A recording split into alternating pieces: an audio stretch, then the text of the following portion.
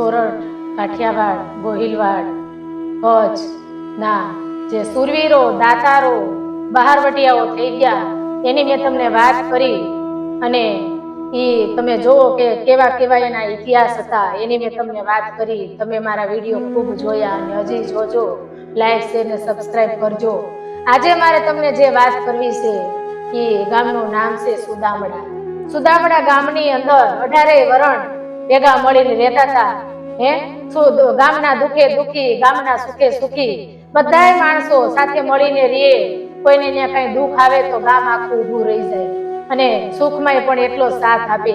આવી રીતે વાત કરું તો એ સુદામડા ગામની અંદર એક દિવસ દિયેતમાં ટાણે એવું બને છે કે બરોબર સૂરજનારાયણને આથમવાનો ટાઈમ છે અને એવા ટાઈમે એક ગામમાંથી જે વાડીમાં કામ કરતા હોય, રખોપા રાખતા હોય, ભાગ્યા રાખતા હોય એ ભાઈ આવી અને ગામમાં વાવડ દેશે કે જે આપણી બાજુનું જે માળિયા મિયાણા છે એ આપણા ગામની ઉપર હુમલો કરવાનું છે, એ ગામની ઉપર વેર લેવાનું છે અને એની ફટક આયલી આવે છે, એની વાળ આવે છે, એ ડમરીઓ ઉડતી હતી અને ભાઈ આવી અને ગામમાં હમાસાર દીધા. પણ થયું એવું કે એને જેવા વાવડ દીધા ત્યારે એ ગામ જે હતું સુદામડા એમાંથી જે યુવાનો હતા, નાના માણસો હતા એ બધા તો બહાર ગયા હતા અને ત્યારે એ ગામના જે એક મોટા માણા કહેવાય એ ભાઈ હતા, એનું નામ હતું સાદુ ખવડ.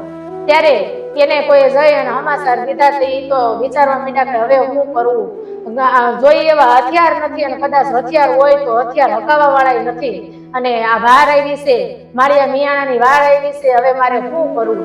ત્યારે ગામની બાયું આંબેલા લઈ લઈને બહાર નીકળી જાય છે. નાના નાના છોકરાઓ પાણકાની ઢગલિયું કરી રાખે છે કે અમે આમાંથી એક પાણકા લઈ લઈને એને મારશું. અને ગઈઢા બુઢા, કારણ કે એવા જ બધા હતા ત્યારે ગઈઢા માણા, નાના માણા, નાના છોકરાઓ, બાયું આ બધા પોતપોતાના હાથમાં જેવું જેના હાથમાં હથિયાર આવે એવું લઈ લઈને નીકળી જાય છે અને ખબર પડી કે સાધુ છે એ મૂંઝાણા છે, તે કોઈ ગામના બાયું છે એ જે પુરુષોને એમ કહે છે, જણને એમ કહે છે કે તમે જાઓ, એને કયો મૂંઝાવાની જરૂર નથી, અમે બધા લડશું. કારણ કે આ ગામ જે સુદામડા છે ઘણા સમય પહેલા એક શત્રુ હારે અમે લડ્યા હતા તે કીધું હતું કે સુદામડા ગામ છે એમાં જે જમીન હતી એ બધાને હરખે ભાગે મળી હતી. તો આ બધા ગામના માણસો છે એ બધા સુદામડાના ધણી છે.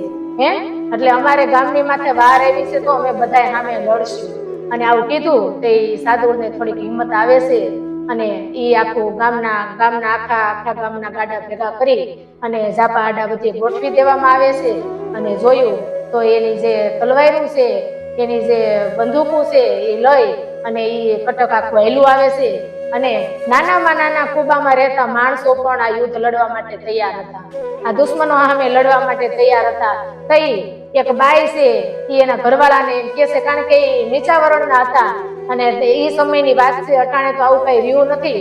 તઈ એ બાઈ એમ કહે છે સાધુને કે અમારો ઘરવાળો છે ને એ બુંગીયો ઢોલ વગાડશે, કોઠી જેવડો ઢોલ નાખ્યો ગળામાં અને એ તરફનો બુંગીયો ઢોલ એ વગાડશે.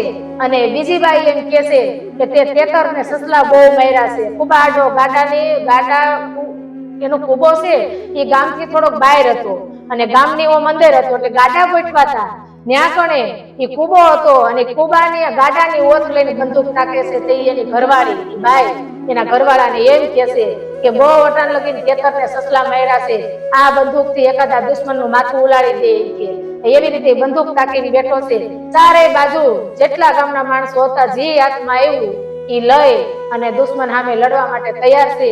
અને બરોબર ઓલી બાઈ એમ કે છે શું વિચાર કરશો એ કે જે આ કટક આવે છે, આ વાર આવે છે એમાં જે એનો મુખી છે લાખો પાડે એની આ કપાલને ટીલડી ધારી અને એને ખોપરીના કાચલા ઉડાડી દે કે બંદૂક મારી હાથ ધ્રુજવા માંડ્યો. કારણ કે અટાણ લગીને એને કોઈ માણાને નહોતા માર્યા, તેતર માર્યા હતા, પક્ષી માર્યા હતા, સસલા માર્યા હતા, શિકારી હતો પણ કોઈ દી માણાને નહોતા માર્યા.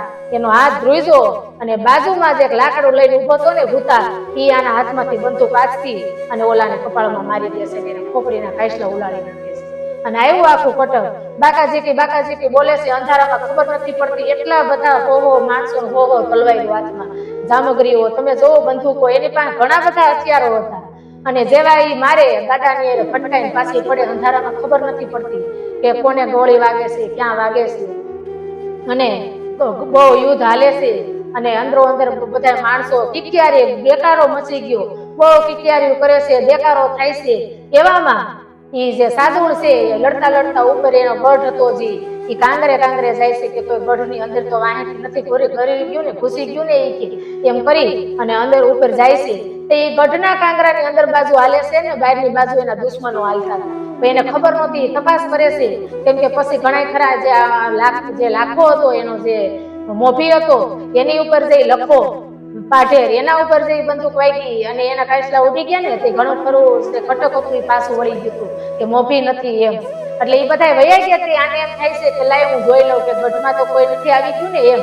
તો એ ગઢના કાંગરે કાંગરે આટા મારતા હતા સાધુ ખબર અને બહાર એના દુશ્મનો હતા અને એમાં એક નેળ જેવો ભાગ દેખાણો એ ગઢમાંથી ત્યાંથી અંદરથી ઘૂસી ગયા અને આવી અને જ્યાં સાધુ ખબર હતા ને એના ઉપર એ હાડકાનો મોટો નળો નાખ્યો અને એ બેભાન થઈ અને અહીંયા ઢળી પડ્યા ધરતીમાં. અને આ સમયે બહાર જોયું આ જે ઢોલ વગાડતો એનું નામ હતું કાનિયું. એ કાનિયાએ જેને ગળામાં નાખીને ગુંગ્યો ઢોલ વગાડ્યો હતો એ જોવે છે બધે કે સાધુ આપા કેમ દેખાતા નથી, કે આપા કેમ દેખાતા નથી. સરકાયો ઢોલ લઈ અને એ ગઢની અંદર ગયો અને જોયું તો એ માણસોની વાર અંદર થઈ હતી, દુશ્મનો અંદર આવી ગયા હતા અને આ જે છે એના સાધુ એ તો ધરતી પાસે ઢળી ગયા હતા. એ સાધુની કમરમાંથી કટાર કાઢી અને એને બાકાજીકી બોલાવી એટલા માણસોને માર્યા. આપણને એમ થાય પછી તલવારી એક હારે હાલતી એટલા દુશ્મનોને માર્યા અને છેલ્લે પોતે ત્યાં મૃત્યુ પામે છે અને એ ગામ હાટું થઈ અને પોતે ત્યાં ખપી જાય છે, પોતે ત્યાં પ્રાણ ત્યાગી દે છે, સામી સાથે લડ્યો છે. અને ત્યારે માણસો પછી બધા એના દુશ્મનો છે બધા વયા ગયા અને ગામના માણસો છે એ દીવાને અંજવાળે ત્યાં જાય ગયા જોયું સાધુ તો જીવતા હતા પણ જે બેભાન થઈ ગયા હતા ધરતી ઉપર ઢળી પડ્યા હતા એને જગાડ્યા અને જોયું તો એનો જે ઓલો હતો પેલો કાન્યો ઝાપડો એ મૃત્યુ પામ્યો હતો.